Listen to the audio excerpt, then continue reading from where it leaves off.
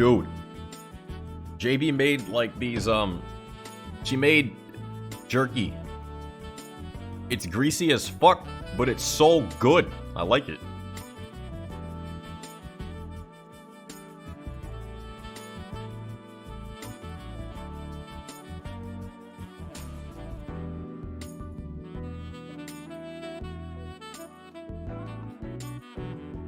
I'm kind of into it.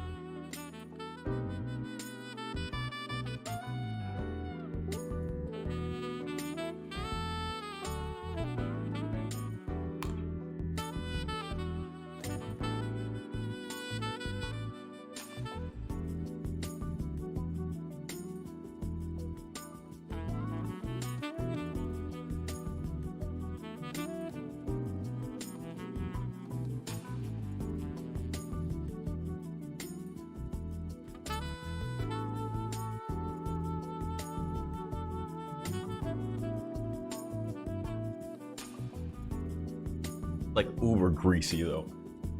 Like uber greasy. Like greasy enough to the point where I wouldn't want to eat it with my hands all the time, but again, it's like really fucking good. Hey Nana. Ah. Going on?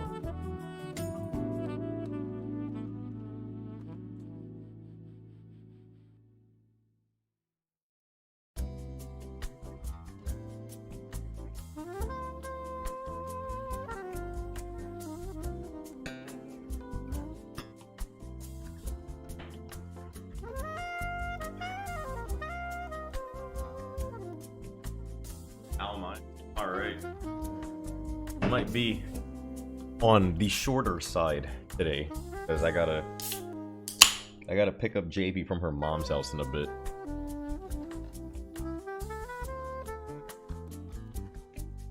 But I figured I could start on a different part of this game before I do that.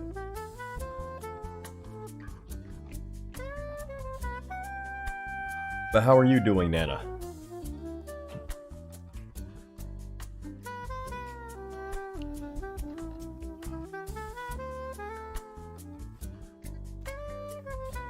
I think I forgot to just change my... Oh, shit. I don't know what I just opened.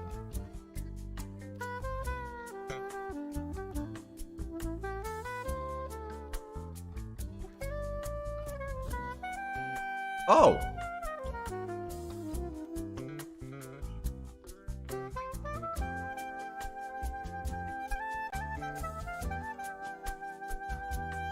Alright, that's neat. I can change it from this instead of the Windows menu.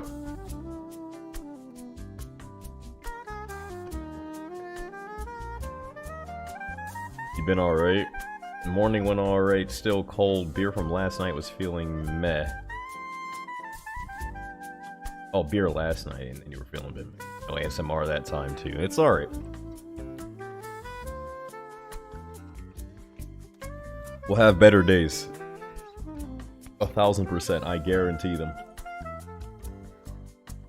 Just take some time. Take some time.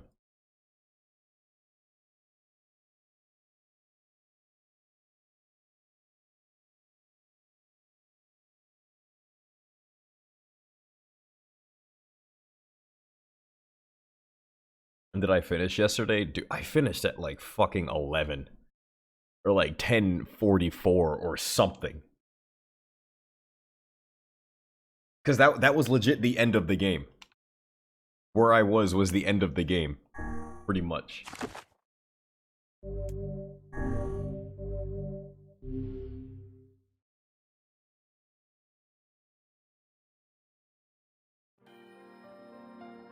Whenever I interacted with Kaine, I was reminded about something from my past. Maybe my mind has been confusing her with my sister this whole time. Anyway. This is the progression. This is a different part of the story. I believe we're viewing this through Kaine's perspective now.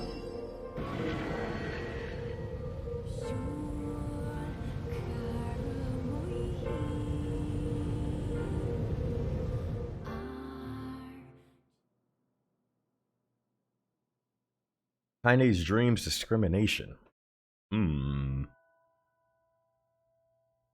sound of rain filled the village.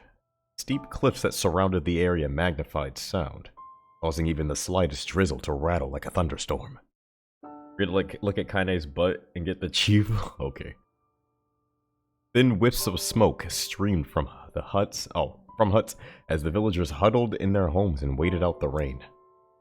A single child, however, had braved the downpour and was now wandering slowly toward the wooden hawk-shaped weather vane at the center of town. Wanderer reached the vane, which had existed for as long as any could remember, and stared. The child's face was simultaneously delicate and fierce, like a teacup that had survived a shipwreck.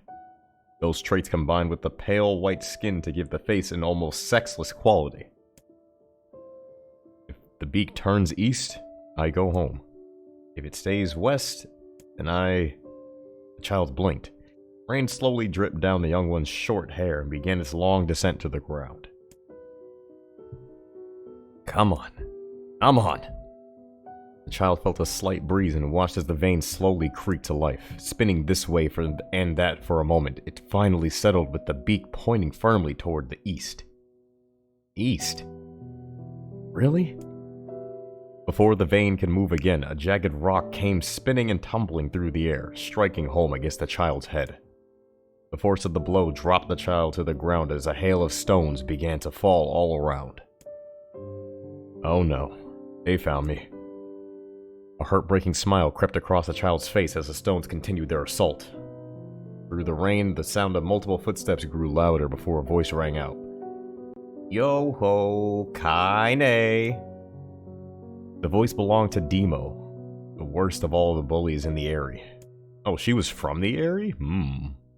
I don't know if they told me that or not. As Kaine struggled to stand, a final stone came skittering through the mud and bounced against her foot. Blood oozed from a cut above her eye and blurred her vision, but she could make out the shapes of Demo and his usual gang of idiots. The boy seemed taken aback for a moment by Kaine's seeming indifference to the blood dripping from her face, but quickly regained his bravado. What's up, freak? You like the rain?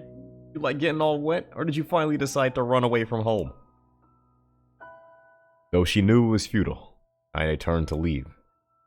Before she could get more than a few steps, the other children scrambled to surround her, cruelty burning in their eyes. Kaine knew those were not the only eyes on her. The tormentor's parents watched from the safety of their homes. She was attuned to the sensation, one she had experienced many times before. While some villagers simply turned a blind eye to the actions of their children, many encouraged it openly. In a society ruled by superstition and fear, Kaine was something to be hated and, if possible, destroyed. I didn't say you could leave, freak. Demo's words chewed at her like a worm through an apple. Can't hurt me, she lied to herself. Be strong. Be brave. Can't hurt me. He can't hurt me. He can't hurt, and then boom! Oh look, the little freak is gonna cry. What's wrong? Aren't you sad that everyone hates you and wants you dead? Kaine prayed for the rain to flood down and carry her away from a world that seemed to have no place for her. But if there were gods, they chose to ignore her. As Demo crept ever closer, the clouds began to thin and the rain slowed. Even if the weather hates me, I'm useless, a failure. Wish Demo's rock had taken my head off. Kaine couldn't meet Demo's leering gaze. She lowered her eyes and stared at the muddy ground below. The bully moved forward until he was inches away. He could smell the scent of old meat on his breath. The boy grabbed Kaine's face with the thick fingers and yanked it upward. He tried to turn away, but he forced her gaze back and jammed his thumb against her eyelid to pry it open. Show me. No. Did you just say no? Demo grinned evilly. You don't say no to me. No one says no to me. Not even taking his attention from Kaine, he called to his cohorts. Come on, guys, let's give the freak what she deserves. As soon as Demo finished, kicks and blows began to rain down upon Kaine. Demo paused, still grinning, as Kaine curled into a ball and tried to make the pain stop. I don't get you, freak. What you act like a girl for, huh? Everyone knows what you really are. Kaine ignored the question, choosing instead to stare at the weather vane. It continued to point east, as if supremely confident about the future it had chosen for her. Go home? Yeah, that's a funny joke for someone with dead parents and no home to go to. Freak! Chanted the children. Freak, freak, freak! Do the freak! Kaine closed her eyes and listened to the rain, waiting for the pain to start again. The clutching hands of the village children closed around her. She bent her mind to the sound of the rain, letting it become her world entire. Rain fell, but the pain never came. Only when the laughter of her tormentors turned into terrified cries did she dare open a single blood-caked eye. Kaine was shocked to see Demo sprawled on the ground, holding his head and screaming in pain. She could see blood welling from the spaces between his fat, twisted fingers.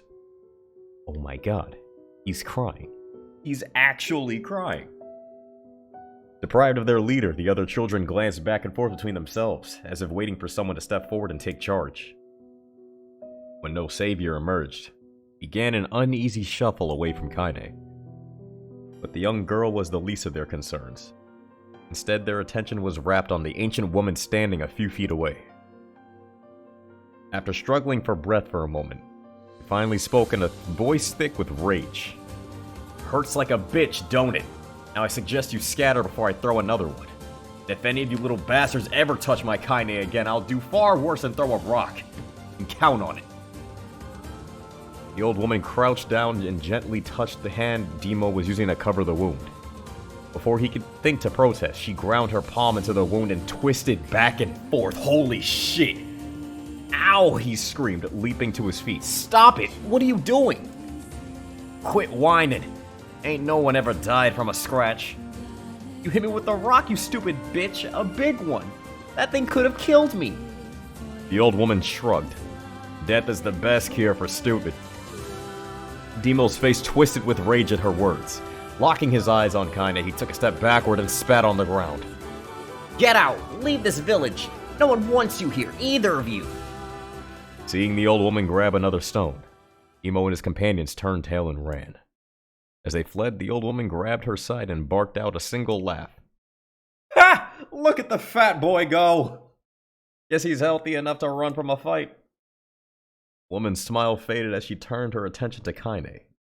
Kneeling down, she removed her shawl and placed it around the young girl's shoulders, then produced a cloth from the folds of her dress and began blotting at the blood on her forehead. Oh, Kaine, she said. Why didn't you fight back? You're stronger than that lot. The words of her grandmother stung Kaine, and she turned away. Don't be nice to me, she said. I don't deserve it. Nothing matters anymore. Her tears, held in check for so long, finally began to fall on the muddy ground below. Everyone hates me. They think I cause bad things to happen. They think I'm a freak. Wish I was dead. As Kaine's tears turned to sobs, she felt her grandmother's hands on her shoulders. Despite her advanced age and diminutive size, I don't know why words like that are so difficult for me to say. She was a woman of surprising strength, and Kaine found herself unable to turn away. Don't talk like that, girl. It's a river wide and deep that flows between the realms of this world and the next, and it grants no mercy to any that attempt the crossing. You got a duty and to fight until your last breath. Understand? The old woman tightened her grip and tried to still the tremor in her voice. You know the pain of losing someone close to you, Kaine. You know because you survived it. As the words hit home, Kaine was struck with the force of her love for the old woman. As a young child, she didn't even know of her grandmother, but when her parents died, the woman quickly accepted her as her own. Grandma, as Kaine called her, was cunning, vulgar, quick to violence, First few years together had not been easy. But with each year that passed, Kaine and her grandmother had grown closer. However, it was only now, sitting in the mud with tears and blood caking her face, that Kaine truly understood the depths of her affection. Here was a woman who had seen hard times, who had seen death, who had fought through all these things and somehow emerged on the other side. If anyone could understand Kaine's pain and loneliness, it was her. Will I make you sick, Grandma? Of course not. Don't be an ass. Kaine drew her grandmother's moth-eaten shawl around her body and shuddered. But my body, not normal. If I was normal, then Mom and Dad wouldn't... Hush, interrupted Grandma. I'll not hear another word of this nonsense. You're my granddaughter, and I love you. If folks ever have a problem with that, they can just go to hell. With that, the old woman reached out and placed a wreath of dried flowers in Kaine's hair. The skill it took to bend the flowers without breaking the stems or losing a single petal was remarkable, and the beauty of it made Kaine want to cry all over again. Oh my gosh, these are lunar tears. Grandma, you made these for me? Lunar tears were legendary flowers. Most people could live their entire lives without ever seeing one. And yet her grandmother had somehow collected a dozen or more. Kaine reached up and touched the wreath as if she couldn't believe it was real.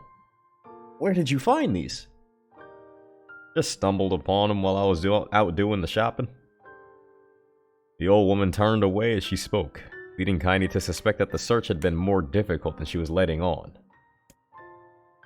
The pains she took to construct the ornament, let alone track down the flowers used in its construction, made Kaine's heart hurt. He reached up and gently adjusted the wreath, admiring the way it felt between her fingers. Didn't quite turn out right, said her grandmother as she squinted at it. These old hands have trouble with delicate work, but it sure looks good on a pretty girl like you. Kaine blushed and turned away. You think I'm pretty? Of course you are! What a fool thing to say. Thank you, Grandma. Her grandmother smiled. We're gonna be fine, you and me, she said. Long as we got each other, we'll be just fine. Kaine took her grandmother's hand in hers, and the two of them struggled to their feet. As they began the long walk home, Kaine gripped the hand with all her might, as if trying to stop smoke from drifting away on the wind. The rain had stopped. Kaine stood beneath the weather vane, watching it spin in lazy circles, no longer caring about the direction it faced when it stopped. I don't need to escape. I have a home now. Grandma loves me, and that's enough. Even if it's us against the world. Kaine let her gaze drift up past the vane and into the cloudy sky. Last faint hints of a rainbow were slowly fading. As she turned and headed for home, light scattered into a million particles and vanished, seemingly taken away on the breeze. Oh my god, there's there more. Fuck, dude, my throat's actually hurting. I don't know why. Hold on.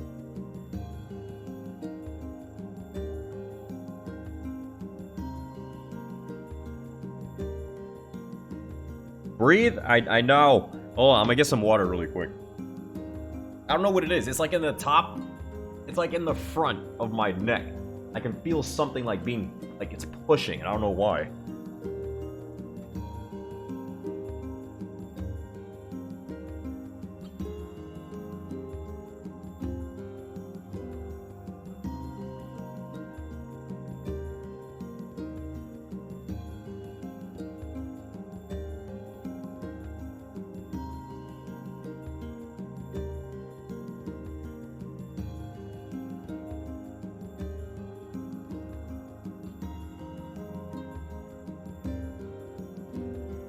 My vocal cords being stressed, speak with my diaphragm.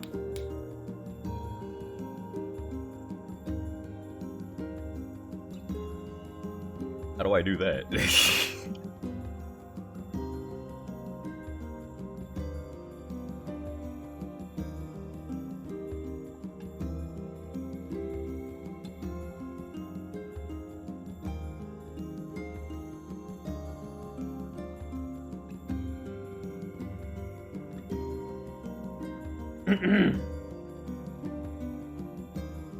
In the distance, Kaine heard the steady sounds of an axe striking wood.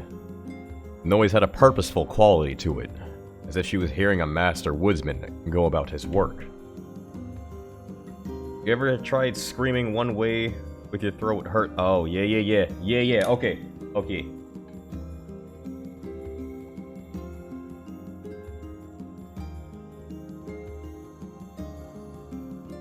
Okay, I think I get you.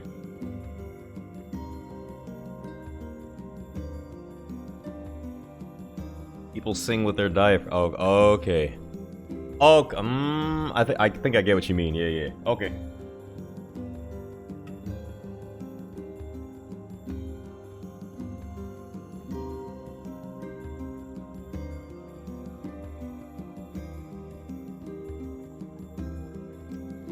The firewood being produced, however, was as far from a work of art as could be. Pieces of every shape and size were being flung about a barren yard in a wild I almost said abdomen, with wild abandon. Anyone trying to stack such wood would probably die of frustration before the job was through. Relax my jaw, relieve tension from my neck, tense up my stomach, and let it flex. Flex.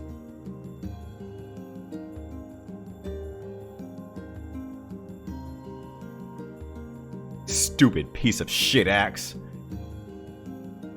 Kaine's grandmother flailed away with the axe, filling the air with both splinters of wood and words that would make the most hardened sailor blush. Speak like Vice. Grandma. Fucking speak like Vice. Oh my god. I am Grimoire Vice, and you will refer to me as such. You wild hussy!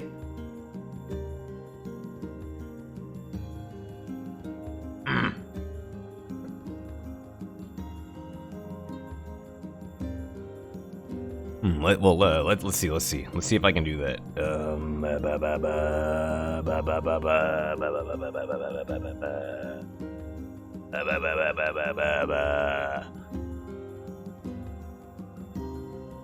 The speech pattern and delivery is with diaphragm. Okay. Hold on.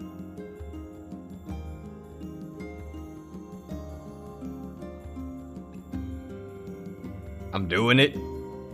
Really, like kind of like speaking with your diaphragm, kind of like this. Is it like this? Don't grape my throat, though. Okay, so don't grape my throat, but speak with my diaphragm. Don't grape my throat, but speak diaphragm. I can feel the difference with it. I'm trying not to grate it like you're saying. I'm trying to like slowly ease up on it so it doesn't do that.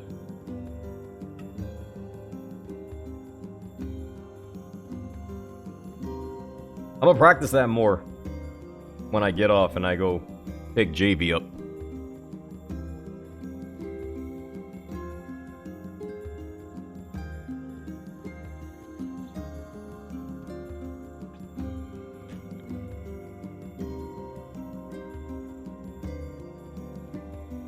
Thanks for that, though. Thanks for that. Grandma, called Kaine. That you, Kaine? Yelled the old woman, her eyes off the wood for a moment.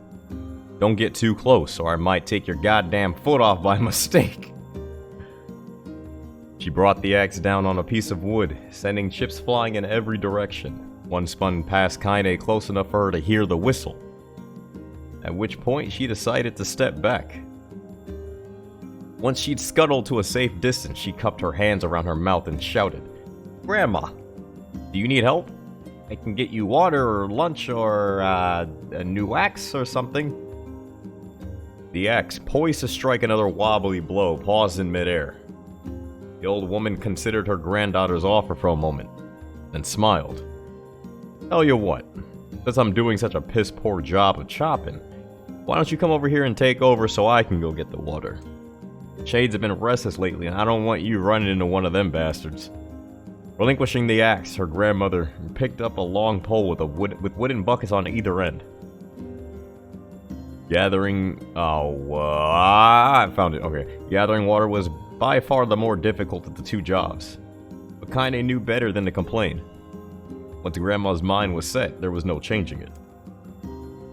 Kaine did her best to help with chores, but Grandma took every task that required travel to the village.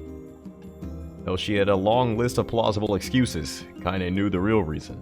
He didn't want her granddaughter to be taunted and harassed by the villagers. Once Kaine moved in, Grandma decided to take up residence in a good distance from the area. Out of sight, out of mind seemed to be the best policy when it came to the villagers and her granddaughter.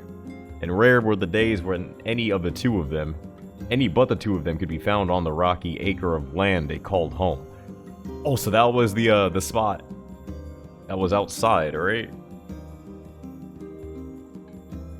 Like where Kaine was in that little rock thing.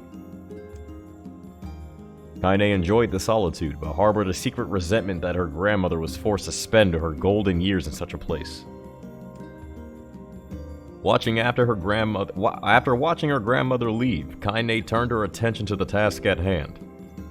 She had never chopped wood before in her life, and soon discovered why the old woman hated the chore. Swing after swing of the axe produced only a tiny crack in the wood, and when she finally managed to connect with a solid stroke, the tool embedded itself in the log and refused to budge. Frustrated, Kaine swung the axe around her head and threw it, log and all, across the yard. Damn it! Crap. She suddenly understood the joy her grandmother felt in a good curse. Happier now, she picked up the axe, forced it from the log, and resumed chopping. Kaine's story paused, champ. Yeah, it's been going on for 30 minutes. More like 25. But that's just because I read so damn slowly. Hi, Tosi, how are you doing today?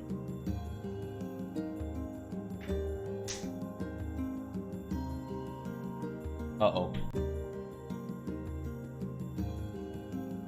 I dropped me bottle cap. She had a natural skill with the blade, but the task was challenging, and blisters soon began to form on her small pink hands. I feel that. I feel that. Yeah, Nana taught me how to speak today. I now know there are 2 methods of speaking.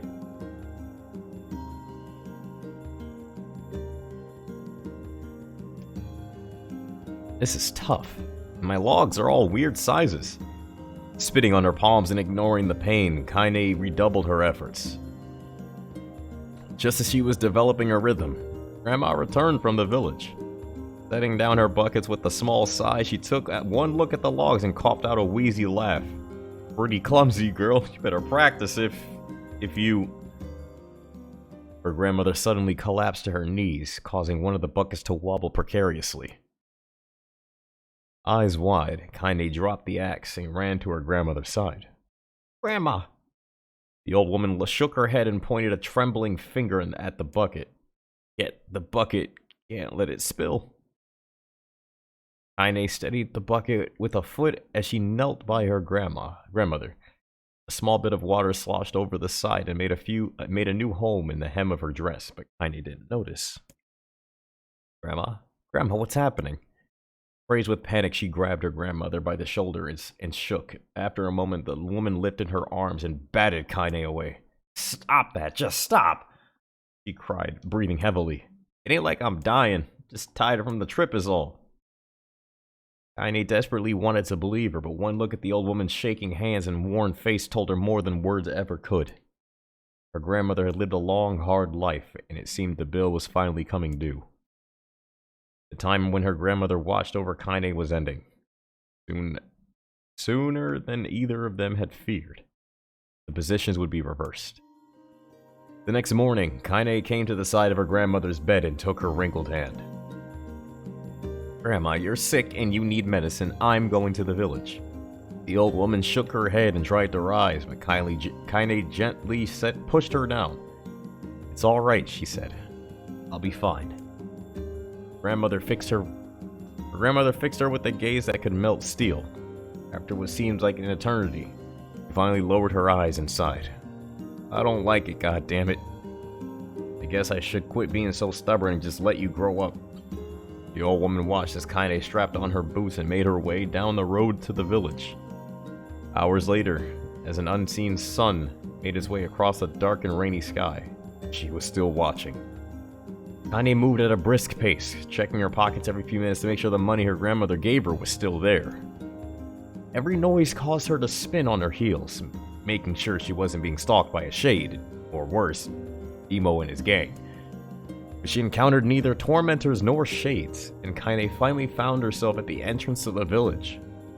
The few adults she could see glanced sideways at her, and muttered to each other behind raised hands before slinking away into the shadows. Her heart racing, Kaine took a series of rapid, shallow breaths and tried to calm herself. I have to prove myself. I have to help Grandma. I have to be strong. She chanted those words to herself over and over as she slowly made her way. Finally, her eyes settled on a rotund older woman who was angrily waving her arms in the air and telling anyone who would listen exactly what she thought of Kaine's presence. Hey lady, said Kaine with a bravado she did not feel.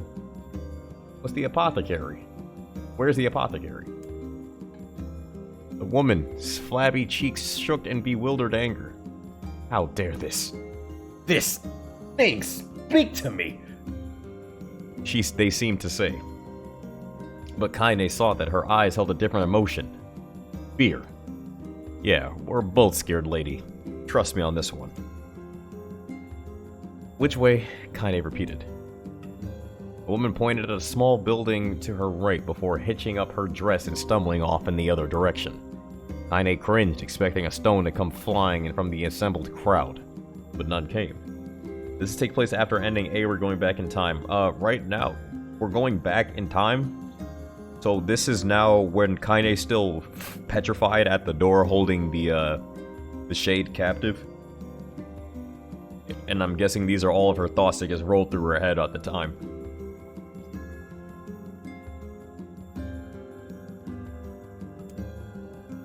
Her mind was filled with a strange sense of pride as she made her way to the apothecary. But the new emotion had little time to take root, for as soon as she opened the door, she noticed a familiar customer at the counter. It was Demo. He'd clearly been sent here on some kind of family errand because his gang of followers was nowhere to be found. Oh my god, he sputtered. I mean, what are you doing here, freak? The insult was delivered without force, and Kaine happily ignored it, stretching on tiptoes to see over the counter. He asked the shopkeeper for the medication. Hey, Tiger. Ha! Barked Demo. That old bitch finally keel over? Go to hell, Demo! The boy's eyes grew so wide they seemed ready to fall out of his head. But before he could let out a comeback, or worse, a punch, the apothecary told him to knock it off before he kicked them out of the store. Do I have Kazuha? I don't know what that is.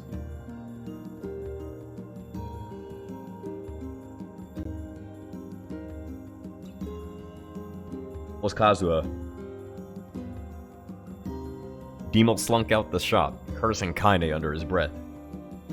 Genshin? Oh, Tiger, I don't have Primo Gems. The fuck? I haven't gotten a 5-star in like fucking 5 months.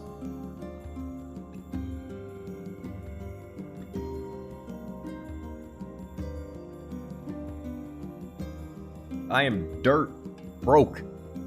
Dirt on the ground, dog poop on the sidewalk. I have nothing. Once he was gone, she allowed herself to breathe once more, taking a brief tour of the shop while the owner prepared her medication. And I'm definitely not spending money on Genshin. I'm not doing that. Indecipherable language. Notion of aromas assaulted her nose, creating a scent that was exotic, but not altogether unpleasant. Seeing such a variety of supplies gave Kaine a sense of peace. Surely in a world so vast, there would be a place she could call home. On the far wall behind the counter rested a portrait of a stunning young girl. The picture had once contained bright, vibrant colors, but time has worked its cruel magic and they were beginning to fade. The beauty of the work, however, remained undiminished. Like that picture? Kaine turned to find the apothecary with a small vial of medicine in his hand. His eyes were gentle but sad. They seemed to stare through her and into nothing as he spoke. Can I add the Toasty command? I don't know what the Toasty command is. What does it do? That's my daughter. I sketched it when she was just a little girl. She's been dead a long time now. Kaine didn't know how to respond. She just stared at the portrait and tried to come up with the right words. Pictures are wonderful things, continued the shopkeeper. They let the ones closest to you live on forever. Tell us how cute Toasty is? Sure. Why not? If I remember... Oh, God.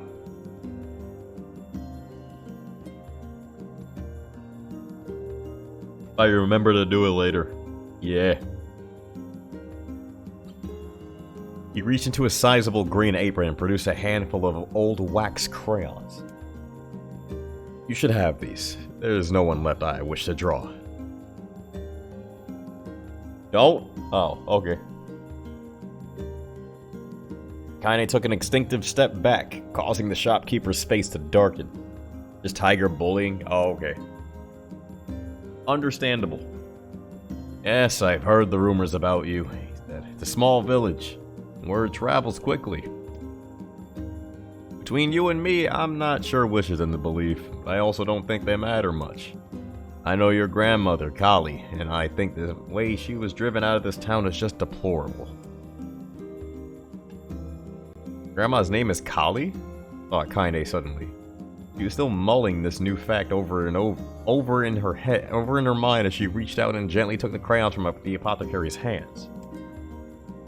Your grandmother's an old friend of mine, he said as Kaine scooted away yet again, and I owe her much. I wager she would like it if you drew a picture of her. Yes, I think she would like that very much. Kaine murmured a quiet agreement, but inside her heart was bursting. Never before had a villager treated her with anything but complete contempt. But it was a step nonetheless. And with enough tiny steps, she might one day discover the rest of the world. Kinda unsettling that she could think and shit while being petrified. Yeah. Yeah, that's kind of unsettling. Can't see shit, can't hear shit. Nothing, but your mind still works.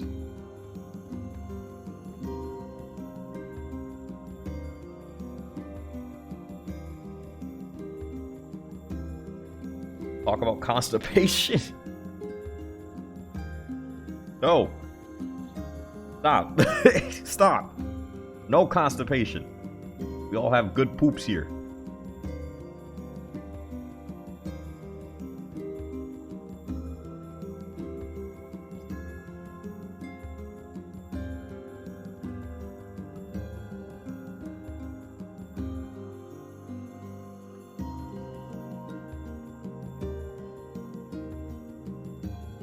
When she said talking shit, you took it literally. Oh, what the fuck?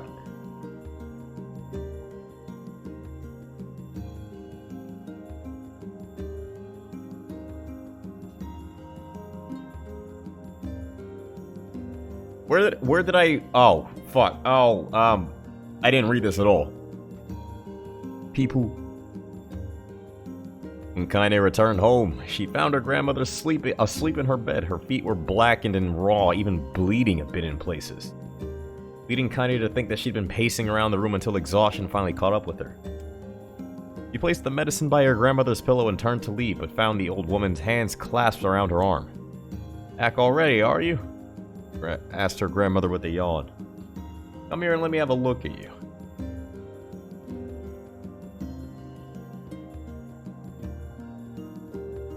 Sorry for being weird, champ.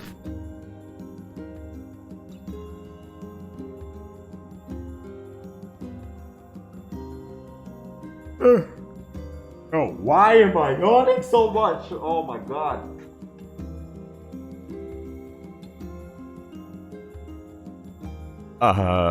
Grandma sat up and examined Kaine from head to toe.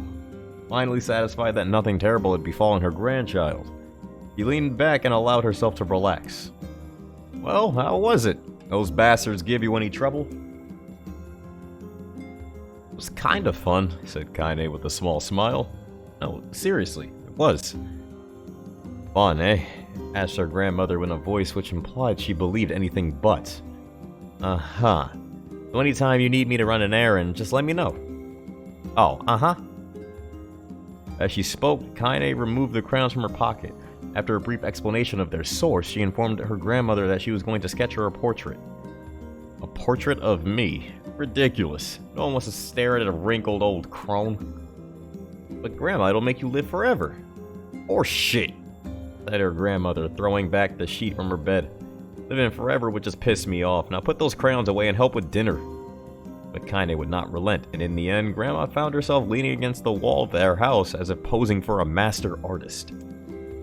Kaine took up the crayons, eyed her subject carefully, set to work. Just as her grandmother was about to nod off, Kaine finished the piece. After staring at it for a bit, she released it from her grip and slowly let it drift to the floor. It's terrible. It doesn't look like you at all. I'm sorry, Grandma. I thought these crayons would, you know, make drawing easy or something. The old woman's eyes narrowed at her granddaughter's disappointment. Let me be the judge of that, she said, ignoring the pain in her back and reaching for the paper. The sketch could have been a person's face. It also could have been a boulder, a lump of clay, or an incredibly misshapen loaf of bread, all rendered in a chaotic array of colors. The old woman stared at the picture for a long time and slowly wheezed out a laugh. Oh, Kaine, she said between laughter. You truly are my blood. You're as clumsy as me, and I love it. But hush. Won't hear any more bull about how ugly you think it is. It came from the heart, and I'll treasure it always. True to her word, the old woman gave the picture a place of honor above the kitchen table. In the days that followed, Kaine would often catch her staring at the portrait with a strange smile on her face, an action she interpreted as silent, mocking laughter. A week later, Kaine could stand it no more and asked her grandmother to take the artwork down. Posh! Said the old woman. I'll take this down when they roll me in my shroud. He pondered this for a bit, then turned to Kaine and dropped to one knee. Listen to me, girl. Seeing this picture makes me happy in a way I never felt before. And it makes me want to go on, so that someday you can feel the same happiness. It was a moment that burned itself into Kaine's memory. A perfect blend of pride and love and joy that came together to form a lifelong remembrance. He swore to never forget this moment. Never forget the old woman who had made her place in the world possible.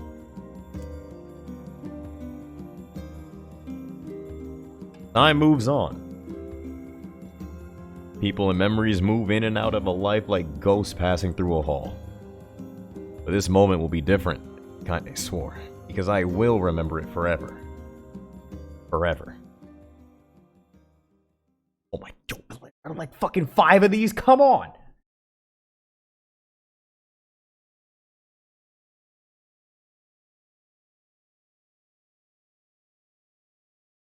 Kaine listened to the sound of crackling firewood and stared at the black object on her plate.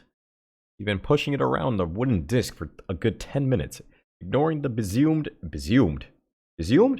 amused stare of her grandmother. Finally, she summoned her courage and gave the object a brief sniff. A sharp, bitter scent flew up her nostrils and made its home there, causing her face to twist with disgust. Grandma, I can't believe you want me to eat a bug. The old woman threw some more wood under the cooking pot and snorted. It's no bug, you fool. Girl, it's a berry. Why the hell would I be feeding you bugs? Yeah, well, it sure looks like a bug, said Kaine, and I think it's burnt or something, because it smells terrible. With that, Kaine held her nose and threw the berry in her mouth, chewing as little as possible.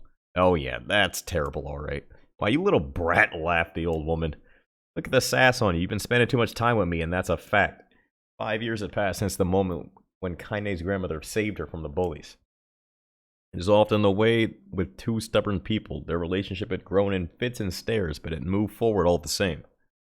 Meals that used to be somber affairs were now filled with laughter and hurled abuse in equal measure. Kaine could not remember a time where she had been happier. As the years went by, Kaine started to shoulder more and more of the daily responsibilities.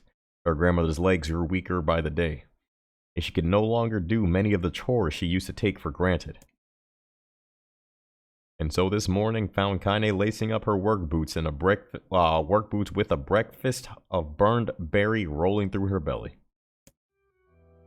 "Where are you going today?" asked Grandma suddenly. Kaine looked up, surprised. The old woman rarely asked her specifics anymore. "Well, I was gonna go check out the kelma trees and see if they were ripe. I thought we could make some jam or something. Oh, and I'm gonna go pick up some flagstones, so I need to take the wheelbarrow." Flagstones? What in the hell for? Kaine stared at her grandmother, then held out an arm and swept it around their home, constructed mostly of cloth, rope, and rubble. The old place sagged like a boxer in the final round.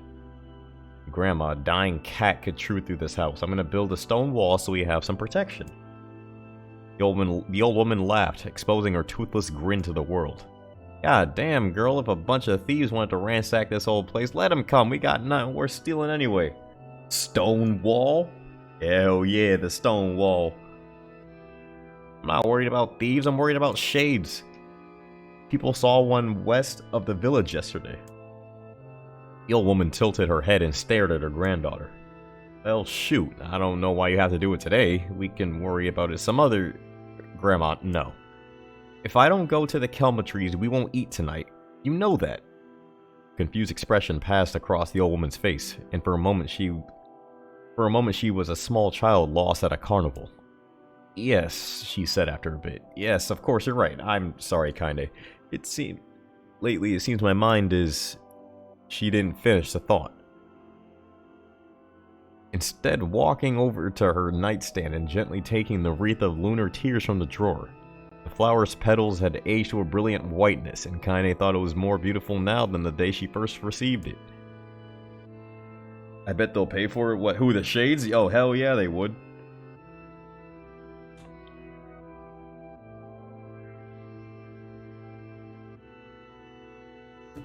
You're gonna be a true woman soon," Grandma said as she placed the flowers in the girl's hair. "So that means less chatter about shades and building defensive walls and more talk about how beautiful you've become." Annoyed, Kaine reached up to remove the garland, but the look on her grandmother's face stopped her hand. "You're a beautiful thing," said the woman, and there ain't another like you in all the world. Very proud of you." "Okay, Grandma, that's enough goddamn compliments for one day." "Such a mouth on you. Where did that come from?"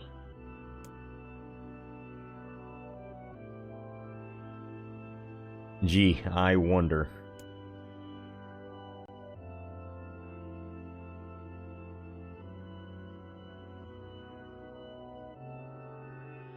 "I'll teach you to sass me, girl," yelled Grandma. Suddenly she lurched forward and grabbed Kaine by the ears, pulling her around the room with a crazed grin on her face. "Grandma," yelled Kaine in a quaking voice. "Grandma, stop it! What the hell?" The old woman stared at her and blinked, and slowly held her wrinkled hands out as if it was the first time she'd ever seen them. "Oh, I don't know what happened there. I'm sorry, girl. Sometimes my mind just..." Kaine thought the look on her grandmother's face was the most heartbreaking thing she had ever seen. "Listen," she began, "maybe I should stay home after all." "No, I will not. I won't have you stay here to keep an eye on an old codger like me." "Sorry for what?"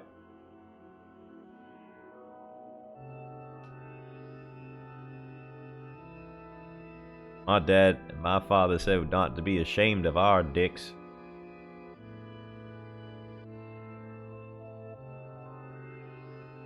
"A thunder again? Oh my fucking god. 2 days in a row? Are you serious?" "You go get your fruit in your wall and whatnot, I'll be fine, and when you come back, I'll have a nice grasshopper dinner waiting for you." Kaine rolled her eyes, then kissed her grandmother on the forehead and made ready to depart, trying desperately to ignore the worry that was gnawing at the walls of her heart.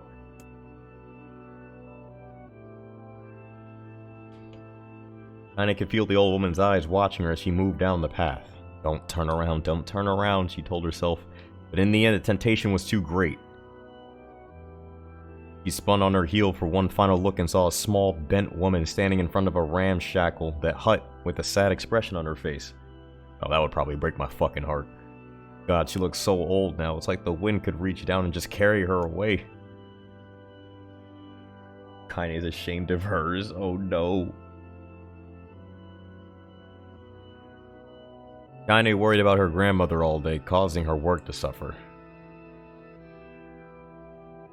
What little fruit she could collect was tossed carelessly into the wheelbarrow.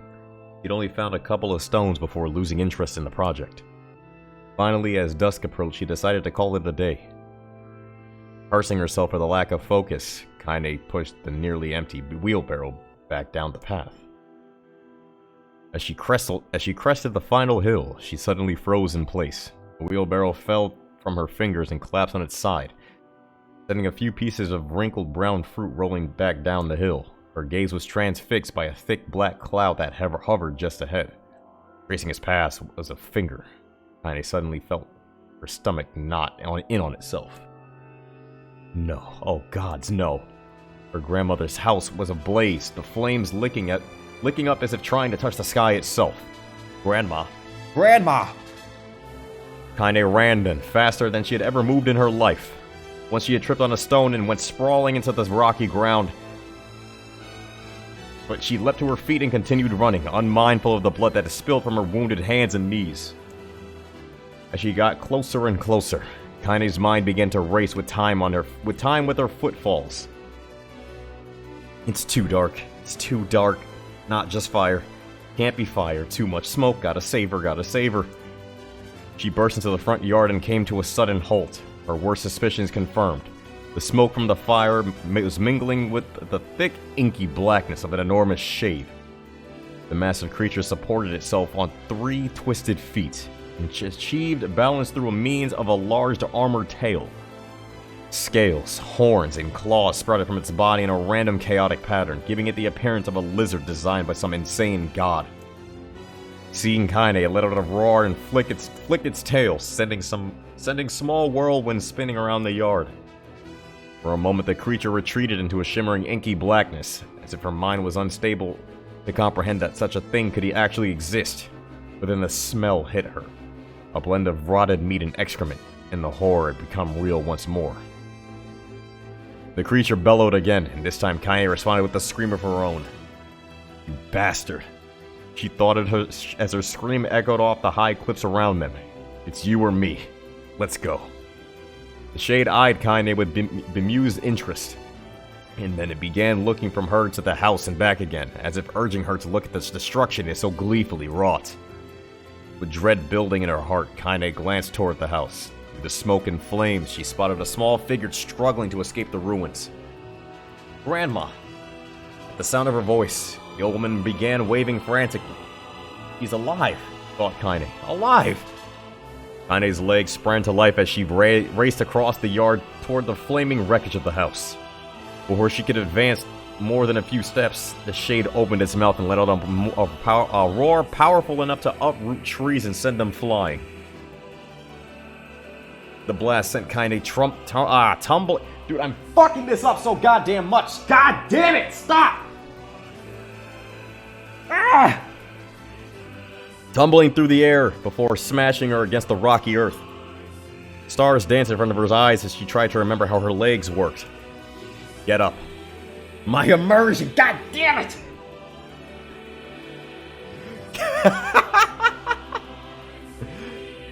Fucking -1. Get up. Get up. Get up, get up, get up, get up now!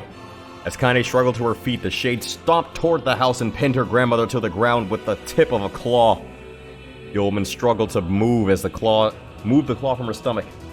But she might as well have been pushing a mountain. She coughed briefly, sending a small spray of blood into the air, then collapsed to the ground, her energy spent.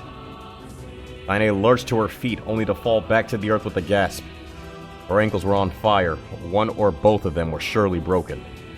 Ignoring the pain that screamed through her body, she began dragging herself across the ground, leaving a drunken trail of dust and blood in her wake. Grandma, hold on. Just a little longer. Her grandmother's face was turning blue, her eyes rolling back until only the whites were exposed. Kaine pulled herself across the ground with maddening slowness, the distance seeming to increase with every second that it passed. The shade glanced between the two women and flicked out its tongue, its giant mouth turning up at the corners. Short, panting breaths belched from somewhere deep inside its core. Bastard. Laughing at us. She had no idea how such a mindless creature could experience emotion, but there could be no doubt that the shade was taking joy in their suffering. Yeah, I see your plan. The shade moved its claw slightly, allowing Grandma to breathe again. It was clearly keeping her alive, only to snuff out her life when Kaine was close enough to touch her. I'm gonna kill this bastard. Summoning all her strength, Kaine rose to her feet. There was a sickening snap from her right ankle as the foot twisted backward, but she forced it from her mind and began to hobble toward the monster. Pulling a small knife from the pouch of her waist, she leapt on the foot that pinned her grandmother and plunged the weapon deep. "Give her back," she screamed. "Give her back to me!" It was like stabbing a rock. After a few swipes, the knife broke at the hilt with a dull snap. The shade panted laughter again, and raised its tail and sent it rushing through the air toward the young girl that was latched to its foot. Kaine never had a chance. Tail struck her square in the chest and sent her crashing into the burning wreckage of the home. As she lay on the ground with blood pouring from multiple wounds, a small, weak voice spoke up. "Kaine." Kaine's vision blurred, but she forced herself to focus on the sound. Finally, her eyes cleared enough for her to make out her grandmother's hands reaching out to her through the smoke. "Grandma? Kaine, you gotta run. You can't best this one." Kaine grabbed the hands and held on with all her strength. "Grandma, come on. We have to go." The old woman coughed loudly. One of her hands, slick with blood, slipped from Kaine's grasp and thumped to the ground below. "Grandma, no. No." I said, "Run, goddammit. Have to live. Have to get through." The thought would stay forever unfinished. Before she could say another word, the shade's clawed foot descended, smashing through the remains of the roof and down upon the shattered figure of the woman. Blood oozed from the gaps of the creature's toes as the terrible, putrid smell assaulted Kaine's nose once again. She stared at the foot, dumbfounded, convinced that what she was seeing could not possibly be real. When the creature finally lifted its appendage, all that remained underneath was a twisted, unrecognizable mass of rubble and red. Her grandmother was gone. Kaine blinked, trying to feel the hands which had been hers just a moment before. For a fleeting instant, she could remember the warmth of that embrace, trembling of the fingers, but then the sensation drifted away on the breeze and was gone. This is fucked up. Every part of this damn story has just been fucked up. There's not been one good thing that has happened since the 5 years have passed.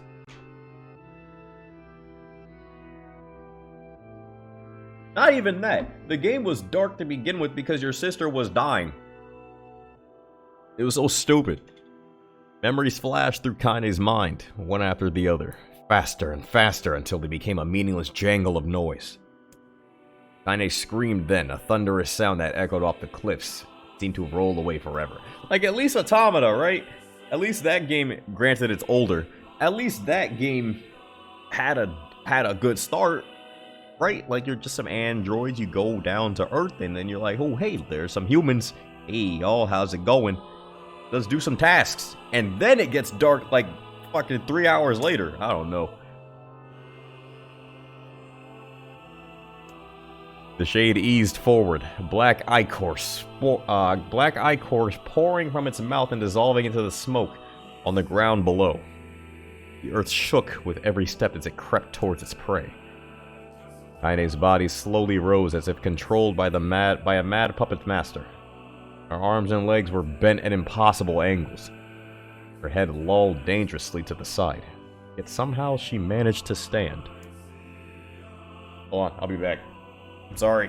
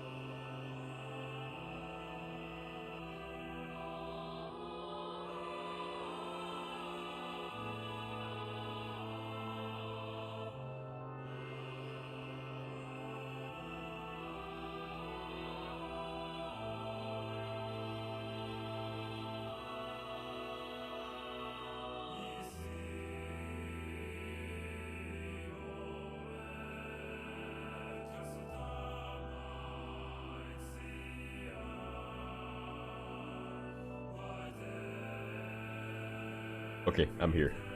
Time to read some more. Staring at the shade, her eyes began to glow with a deep red fire. The creature, so confident just moments before, took a slow, hesitant step backwards, trying to discern if this broken human could possibly pose a threat. Kaine seized the moment.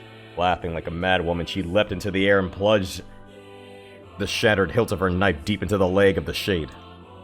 The shade shook Kaine off like a fly, sending her crashing to the earth once again. Her chest rose and fell slowly, as if a great weight were resting upon it. Moist sounds of pain echoed through her mind. Something warm and thick oozed from her ears. Is that blood? I think it is. I think I'm bleeding to death. No. Can't die. Grandma told me to live. Deep inside Kaine's mind, something finally broke.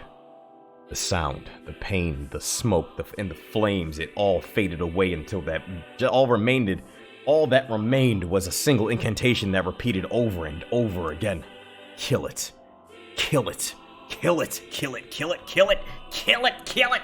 Kill it. Kill it. Kill it. Kill it. Kill it. Kill it. Kill it. Kill. Kill it now. As the spark that was Kaine slowly began to flicker and die, felt her desire to kill and her desire to live blend into one. The distance between heartbeats grew longer and longer and longer.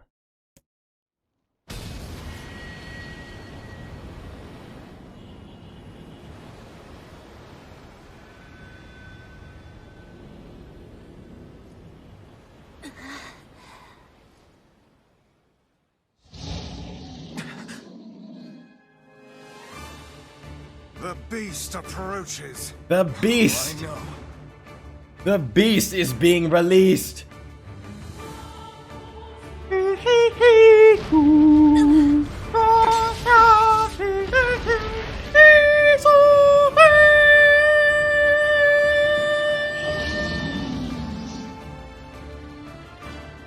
I have to fight it again? No fucking... Dude, let me stop playing this guy! He's not important anymore. He's not important. What anger this creature must have. How did it even survive these past 5 years? I'm not gonna let this happen again. It dies today. My sword feels lighter. It's not the blade, but the skill of the user. Strike it down.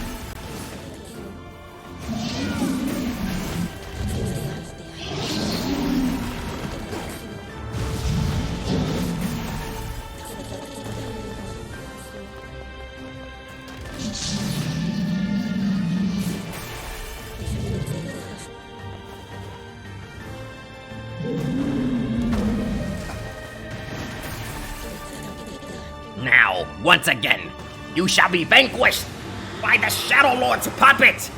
Now, perish and return from whence you came! Die!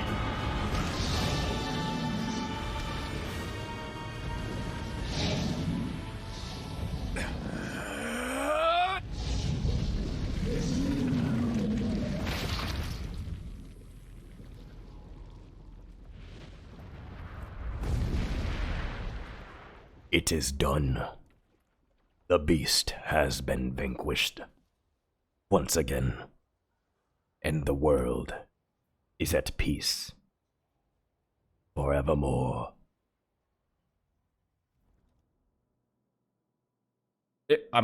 Are you still asleep? Bitch!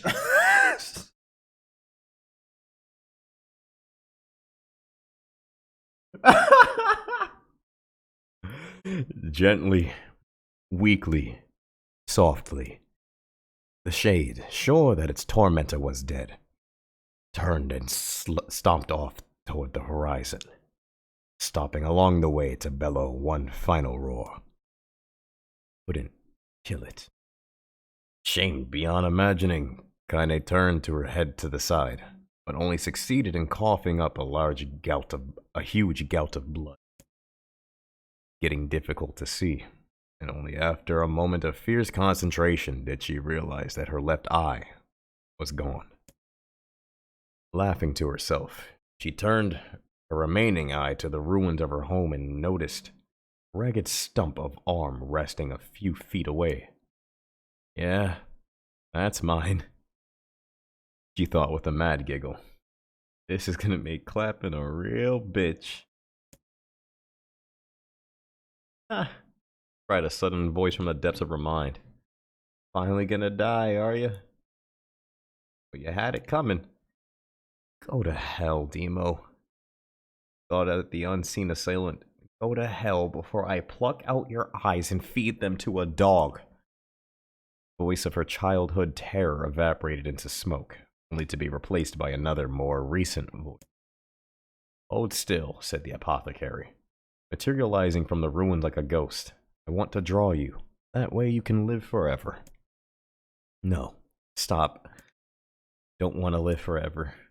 Want to die right here. I see, he said quietly. Well, if that's what you want. The spectral shopkeeper fluttered in and out of existence for a moment, then produced a piece of paper and sketched quickly. After a few seconds, he turned the page to Kaine and smiled. Since you rejected my offer, I decided to draw someone else. It was a picture of her grandmother, real as life. Kaine opened her mouth to thank the man, but stopped as the picture began to blacken in the middle. Before she could say anything, dozens of multi-legged insects began to swarm across the image, tearing at it with sharpened pincers. Stop! No, don't hurt that picture. Kaine reached out with her remaining arm and waved futilely, I'll go with that one, at the air. To her surprise, the insects fell off the picture into the ground below, where they vanished into tiny black tendrils of smoke. Relieved, Kaine turned her good eye back to the picture, only to open her mouth in a silent scream. The sketch now showed her grandmother as she truly was, a smashed, unrecognizable lump of nothing. Apothecary smiled, then broke into a jolly dance. See that? He cried as he danced his jig. It's perfect now. She looks just like you. Ah, cha cha cha cha. I look like that? God. Oh God, I'm gonna die. I'm gonna die. Drowning in despair, Kaine laid her head back in the mud and smoke of her ruined house and waited for the end to come. But just as before she let everything go, an unfamiliar voice began whispering in her ear. Ain't you got a wish, sunshine? The voice was vulgar and fierce at the same time, as if insanity had somehow found a way to take form. Kaine wanted to scream as the voice crawled under her skin, but her lungs refused to work. You know, a wish? Like a prayer or something? Why don't you get on your knees and start praying to heaven? Please, invisible man in the sky, save me, save me. Kaine finally resorted to shouting at the voice with her mind. I don't make wishes, they don't come true for me. I'm a curse, a freak. I should be left to die. The other voice boomed in her ears. Oh God, you are the best! Kaine glanced down and saw a black shiny substance oozing from her legs. She tried to brush it away, but her remaining arm would no longer respond. The substance slowly crept around her feet, then began moving up toward the rest of her body. Is this death? Is this what it's like? Or is my mind just losing itself? You could feel the slime oozing upward, feel the hot, searing pain it left in its wake. Whatever else might be happening, she was still alive, and this was real. Come on, said the voice. Let it go. Kaine tried to ignore the voice and concentrate on the pain, but the newcomer would have none of it. Don't ignore me, sunshine. You're ready to give up, ready to die, so why not let me have it? Have what? Your body. Come on, give it to me. Give it to me. I want to stand on the ground, feel the rain, taste the wind. The voice paused, as if licking its lips. When it resumed, it was filled with mad, unabated joy. I want to take your hands and use them to choke the goddamn life out of people. I want to tear out their throats and bathe in the blood, just like before. Oh, that's a shade? Oh, so that's what the shades did? So when a person died, a shade was like, oh, I want to take your ass over, and I want to do what I used to do before, which is beat the shit out of everybody who was around. Interesting. In response, Kaine shifted her head and vomited. Warmth of it crept down her front and mingled with the pain of the encroaching black ooze. Are you a shade? Yeah, maybe. What of it? The slime reached her face, crept up past her nose, and slowly oozed into the socket of her missing eye. The moment it touched her brain, Kaine was struck by the most powerful sensation she'd ever felt in her life. It was ecstasy.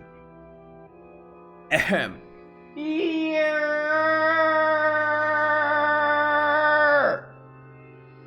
Was good, Piggy. She wanted to scream with delight, but all she could manage was a small, whispered moan. Feels good, don't it? Asked the voice with a chuckle. Yeah, what can I say? I know how to please the ladies. Now give me that body. Come on. Give me the body, and I'll give you more of this feeling. It's a fair trade. A black lump began to protrude from Kaine's side. As she watched, it grew longer and thicker, eventually taking the form of her missing arm. I can see better, she thought. My eye must be growing back too.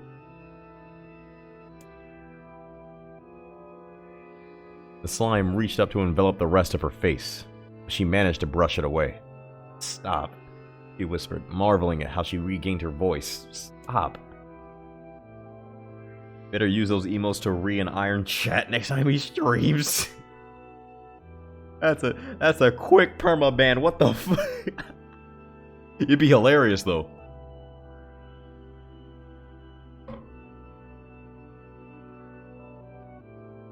What did you miss? We're going through all of Kaine's memories. Why is Kaine getting laid? It's a shade taking over her body. Because she lost her eye in her arm, so that's why she's half shade.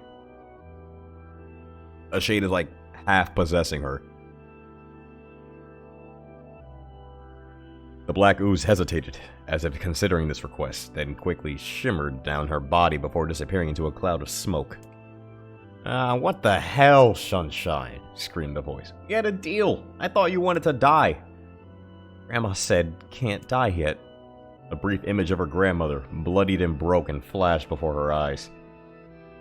She saw the shade that had killed her and heard its mocking laughter, and closed her eyes and forced the image from her mind. Her whole body was quaking with rage. When she opened her eyes again, they burned bright red. That thing took my grandmother. I have to kill it before I die. Kaine glanced down and saw a mysterious pattern. Pattern of the shades burn itself into her left arm. Burn itself into her left arm. Well, I'll be damned, said the voice cheerfully. Look at that, Sunshine. That think you and me are gonna be good friends now. Kaine stared intently at her arm. The more emotional she felt, the more letters seemed ready to puncture her skin and begin infecting the rest of her body. The arm clearly had a will of its own now. Stop. How to stop? Holding her left arm in her right, Kaine took a deep breath and tried to calm herself. Come on, don't fight it, repeated the voice. Hate's my favorite dish, and I'm hungry. Let it go. Feel the anger. Burn with the fire of revenge. Thirst for blood. Then go out there and... Shut up and get the hell out of my body. Your body? Oh, that's rich. That's rich, sunshine. Sunshine? Sunshine. Real rich. Look. Why don't you just up and die so I can have this body all to myself? What do you say? I bet those buddies of yours in the area would love to see you dead. Kaine grabbed a nearby shard of glass and tried to saw off the shade-infected portion of her side. Before she could, her darkened left arm grabbed her right wrist, crushing it. Kaine screamed and dropped the shard as the sound of bone crunching and on bone filled the air. Stupid idiot girl, you're possessed now, sunshine, and there ain't no going back. The voice laughed again, allowed a long wail that seemed to go on without end. Possessed, whispered Kaine. Yeah, possessed. You and me? We got what you might call a timeshare agreement. Remember how folks used to think you were a freak? Well, wait until they get a load of you now. Kaine looked up, tears in her eyes. The sky seemed smaller now, somehow. Darker. Is this because of that shade? Is this how they see the world? So, listen, heard the voice. I know this whole possession thing seems a bit sudden, but it ain't all that bad. There's plenty in it for you, you know. There's plenty in it for you, too. I'm a very powerful creature, Sunshine, and now that power belongs to you. You got enemies, people you want to kill, I can make it happen. That little fat kid who kept picking on you, that big old shade that squashed your granny, will wrap him up in our own assholes. In their own asshole. Our own assholes. Oh, good. No more abuse for you, Sunshine. No more pain. Wait, said Kaine. You're a shade. Why would you help me kill another shade? What, you think I'm some kind of racist? Some killing snob? I don't give a good goddamn who you murder, honey pants. I just want to drink from the well. Kaine considered this as she struggled to her feet, the power of the shade coursing through her. The smoke from her house was drifting away with the wind, and she had enjoyed the way the cool evening breeze felt on her new left arm. After a long pause, the voice spoke up again. So, how about it? You and me? We could have some good times together. Look, I'll even take care of the bloody part if you don't want... Fuck off, asshole, muttered Kaine. I'll handle the killing. Screamed the voice. Look at you go. Oh, Sunshine, we're gonna have so much fun. So listen, my name's Tyrion, and if you ever need me, I'll just be hanging out in this piece of meat you call a heart. Now get to it. The more you kill, the more your heart turns rotten and sour, and I like rotten and sour. Kaine found herself nodding at the voice. Yeah, he said. Yeah, I think this can work. I'm gonna find that shade, and I'm gonna strangle it with its own guts. And when I'm done, I'm gonna do the same to you, Tyrion. Count on it. Laughed Tyrion. I've shit bigger than you. So good luck with that. Oh hey, one more thing. Right now, you and me are sharing this body, but if you ever run out of hate, if you ever, you know, go soft, then I'm gonna take over everything. So keep on killing, Sunshine, and watch your back. The voice grew fainter and gradually faded away, fading to somewhere deep inside Kaine herself. Kaine waited until she was sure the voice was gone, and waved her new left arm around a few times. Feels perfectly normal, she thought. Feels like mine. Kaine always go hard? Hell yeah, she do. Desperately, she began poking and prodding at the new limb, determined to find something wrong with it. She didn't want to feel normal. She didn't want it to feel normal. That would mean the creature inside her had already won. I am not a shade. I am Kaine. Repeating this mantra in her mind, she slowly began digging through the rubble of her house, being careful to ignore a certain red-stained spot in the corner. Finally, after what had seemed like an eternity of heartbreaking work, she found what she was looking for. It was the wreath of lunar tears. Though it had been through hell and back, the garland's petals were as bright as ever. Kaine started to place it in her hair, then slowly lowered the wreath and stared at it. I'm sorry, Grandma. I'm so sorry. But I don't deserve to wear this anymore. I'm possessed, corrupted, a freak. In this time, I don't think there's any going back. Holding the flowers to her heart, Kaine fell to the ground and sobbed. As night gradually lightened to dawn and the people of the area rose to their daily lives, she remained in that position as if tears could somehow wash away the horror that now infected her world. Alive! Stay alive! Stay alive! Grandma.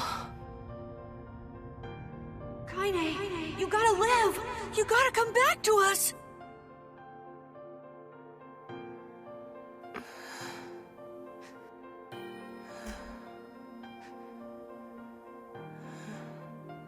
Oh, hey.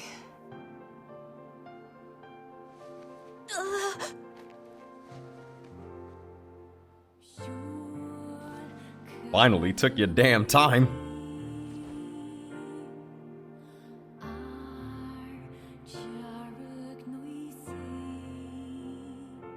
Emil, you were the one calling me, weren't you? You still recognize me? Of course. I knew you right away. Thank you, Kaine. Welcome back, Kaine. Wow. What are those You pants? grew up. So, how long has it been? 5 years.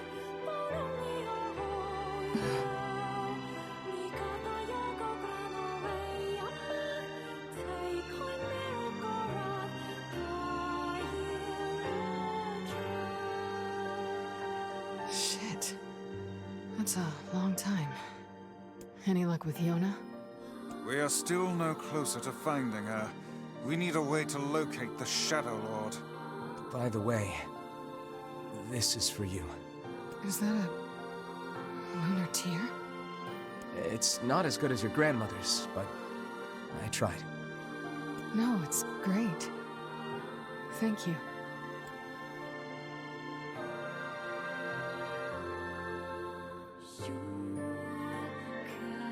Kaine waking from her long petrified sleep. Emil's unflagging kindness. Our reunion was a happy one, and we let it wash over us like rain. That is, until Devila and Popola had to go and ruin it all.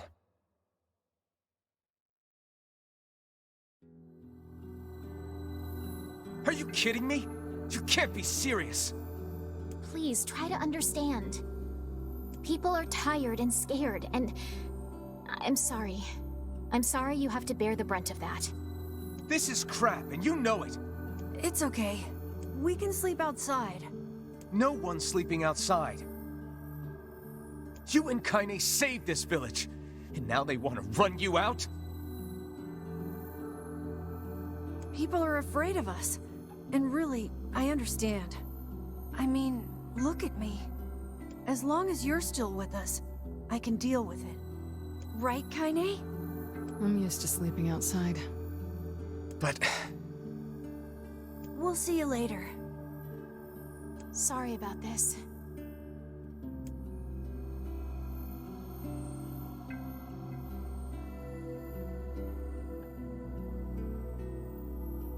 What is the matter? You guys make me angry. Kaine always sleeps outside. I never thought about that until just now. And they just put up a tent or something? Yeah, that's what they do. It's either they put up a tent or they go back to the area where Kaine's little house spot is. But I know that they make a campfire. Never even occurred to Because me. Emil said that. We should turn in.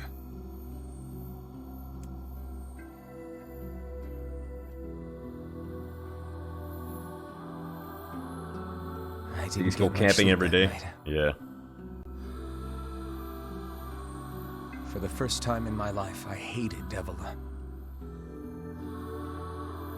For the first time in my life, I doubted Popola. But those feelings are pointless in the end. They said and did what they did for the sake of the village.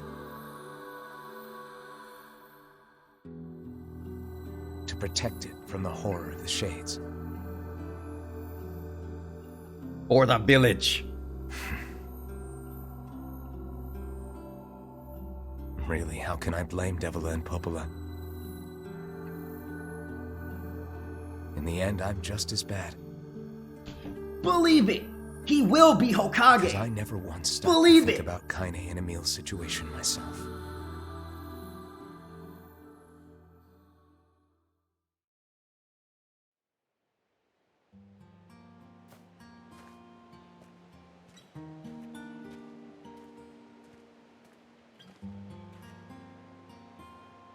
I should apologize to Kaine and Emil.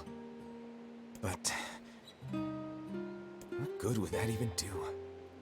I got a fire going, Kaine. Wait, is that? Oh, this is new. Campfires are weird. I'm so happy to get to talk to you again, Kaine. Yeah, me too. I tried everything I could think of to save you, you know. I polished you with a special cloth. I poured warm water over you. Wait, you poured water on me? Yeah, but it didn't really do much except make you all shiny. Hey, Emil. Thanks for saving me. I guess you noticed how I look different now. I'm sorry, Emil. I'm sorry for all of it. Well, I mean, this new form isn't all bad, you know? At least I can look at you when we talk, right? Hey, so why don't you tell me something about yourself? I'm not very interesting. Sorry. Come on, I just want to know you better. Please? Fine. This all happened when I was a kid. Before the whole Why does Emil shade look different? possession thing.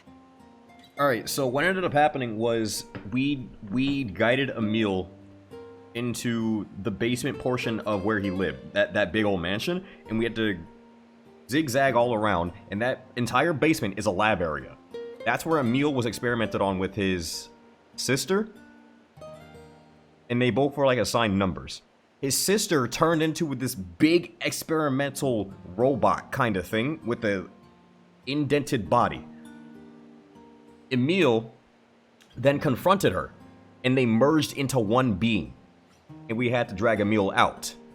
After we did that, that's the form that he took on.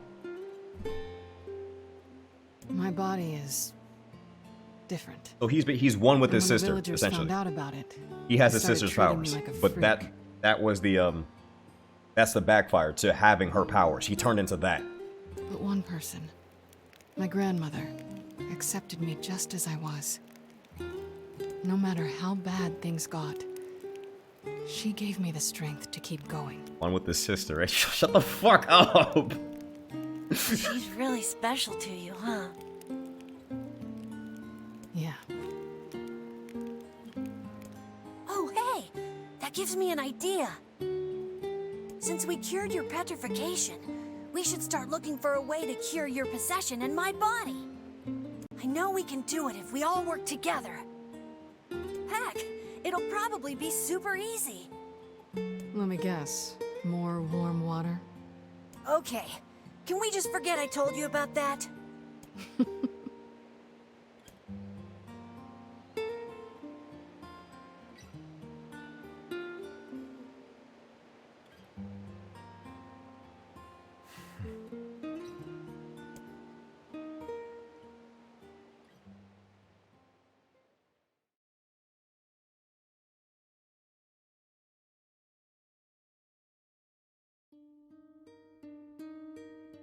Sleep well? Sure. And yet your red eyes tell a different tale. Don't be so hard on yourself, lad. I need to go see Devila and Popola. Very well. Money. Money. Money. Money. Do I still have quests? Ah!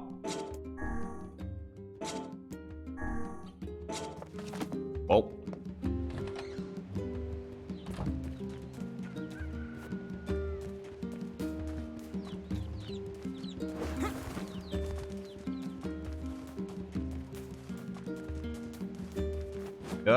We're right. Devil's over here. And then she's like, I thought you wouldn't want to talk to me again.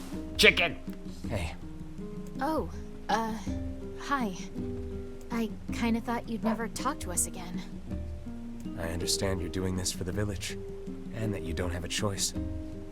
Pretty much, yeah. But look, why don't you go talk to Popola? I think she wanted to discuss the Shadow Lord with you. The Shadow Lord. Headed there next. Oh, and Devila? Yeah? Sorry about yesterday. I shouldn't have lost my temper like that. You don't need to apologize. Anyone would be upset when their friends are hurting. Let Emil and Kaine know that we're sorry, alright? Yo, what the dog doing? The dog trying to get a peek at what I've been trying to get a peek at all these damn years. All right. What the dog doing?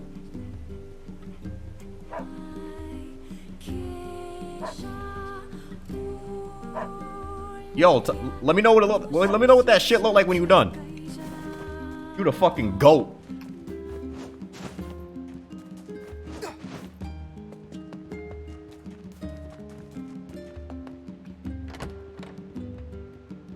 I'm mad the dog actually can just fucking clip through that shit.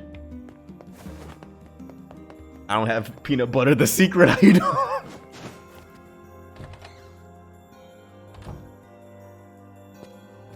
Popola?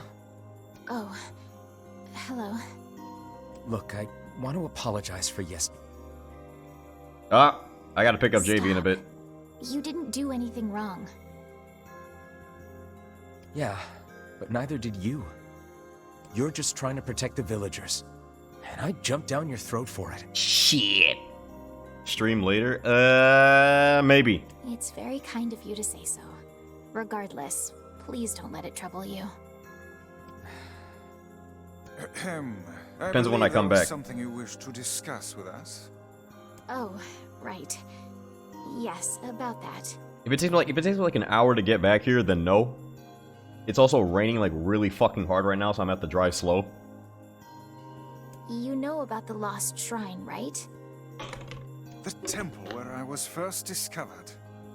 That's it. Well, it seems that the Shadow Lord's lair is connected to it somehow. Oh ho. It was right under our pages the Just whole drive time. Oh, sideways. But the bridge that leads Okay, I'm gonna skip all this. I've already seen all this shit. And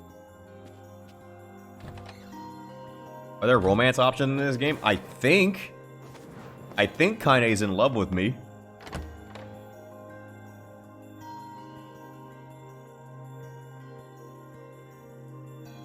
And if she's not, I'ma fucking change that. How excellent to know the canal is finished. Hopefully this puts our days of running all over behind us. The faster we can move, the faster we can save Yona. Let's use it as often as we need. Alright. That was the fastest Alt F4 I've ever seen in my fucking life. Holy shit, that was instant. Alright, I'm gonna get out of here. Why do I know what they're gonna say? Because it's the exact same lines from right after we saved Kaine. Like, nothing changed. Literally nothing changed, except for that one cutscene that we saw with them at the campfire. It's all the same. Alright, I'll be back. Thanks for watching. There, hold on. Thanks for stream, no problem. Alright, let's check this shit out. Oh! Hold up. Hold the fucking phone. Hold the fucking phone. While I'm out. Tell JV you said hello. I will do that. Go watch my friend. if you want. It's more Destiny 2, but he's a cool dude. I'll tell JV that y'all said hi when I go pick her up. All right, I'm out of here. See you later.